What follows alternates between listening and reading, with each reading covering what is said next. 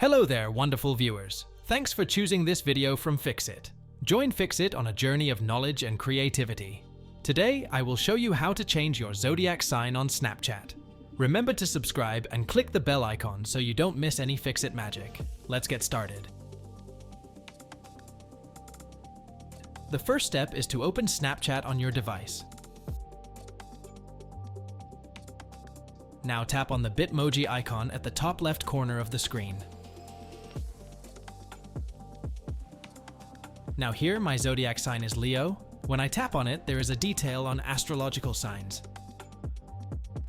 Then we will tap on Continue.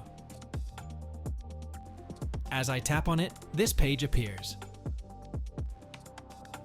When I try to change my birthday, a note appears at the top that says to change this, go to your settings. So we will go to Snapchat settings. Then tap on birthday. Now change the date. As you know, zodiac signs are directly related birthdays and months. When you change your birthday, your zodiac sign will be changed automatically.